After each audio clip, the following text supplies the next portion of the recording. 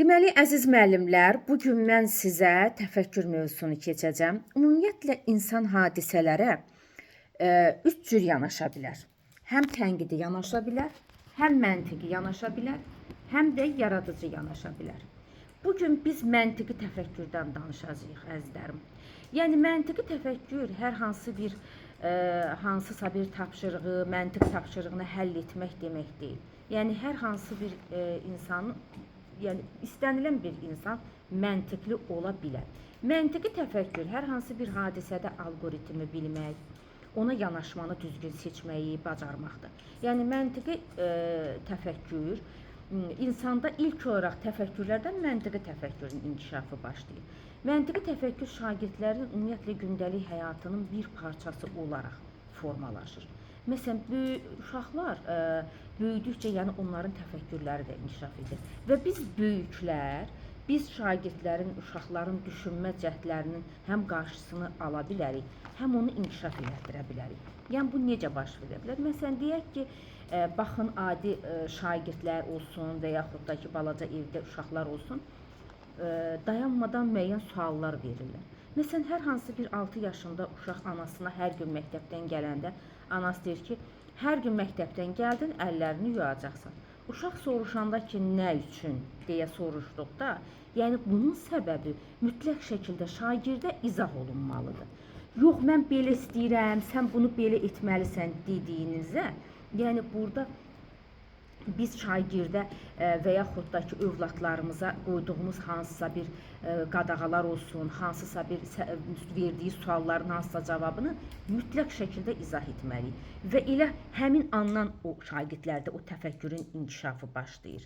Məntiqi təfəkkür, əziz müəllimlər, gəlin baxaq görək nələri öz-özündə əks etdirir. Yəni məntiqi təfəkkür dedikdə nələrə baxacağıq biz.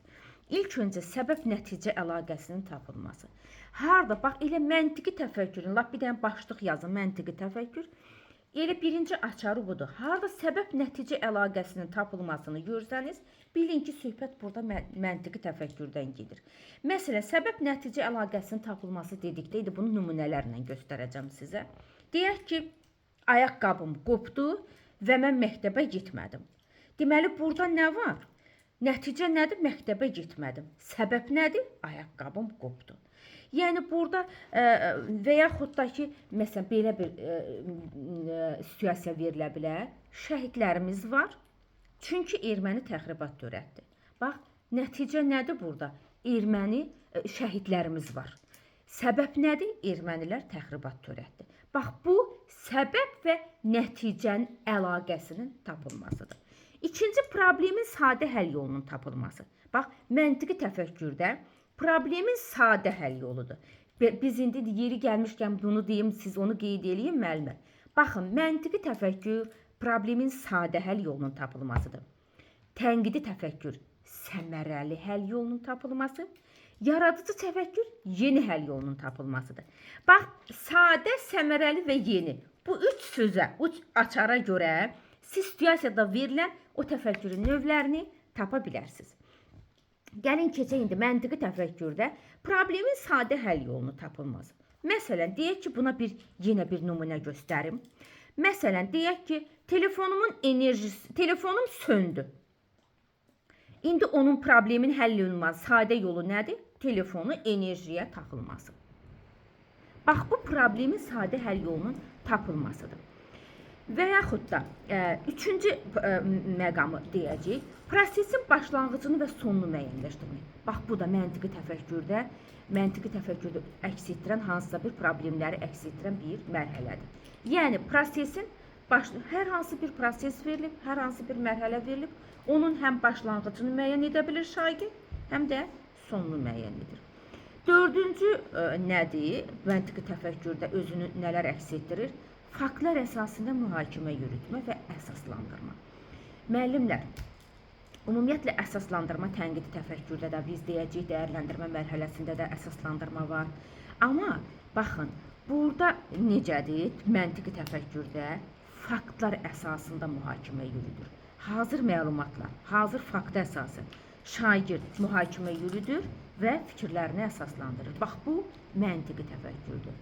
Harda görsəniz ki, şagird fakta əsasən fakt sözü varsa burada, fakta əsasən mühakimə yürüdür, fikirlərini əsaslandırır, bu məntiqi təfəkkürdür. Məsələn, bunu necə nümunə göstərə bilərəm sizə? Deyək ki, tutaq ki, Nərgizlə Fərid mübahisə eləyirlər. Əli deyir ki, feilin 3 zamanı var, Nərgiz. Nərgiz deyir, yox, Əli sən düzgün bilmirsən. Deyir, gəl, bax, aç hədəf kitabını, aç filan səhifədə, feil bölməsində, bax, oxu. Gör feilin neçə zamanı var orada. Deməli, burada neynədir Əli? Faktlarla fikrini əsaslandırdı. Yəni, faktı sübut etmək çox asandır. Yəni, açacaq filan kitabda filan qaydadır. Burada yəni şagird neynədir? Faktı əsasən fikrini əsaslandırdı. Yəni, şagirdlərdə ümumiyyətlə ilk olaraq məntiqi təfəkkür formalaşır, əziz müəllimlər. Sonra tənqidi təfəkkür formalaşır. Sonra da yaradıcı təfəkkür formalaşır. Və mən indi sizə məntiqi təfəkkürdə formalaşan düşünmə formalarından danışacağım. Yəni, bir neçə düşünmə formaları var. Deməli, ilk öncə mən sizə danışacağım məntiqi təfəkkürdə, ilk olaraq danışacağım konvergent düşünmədən.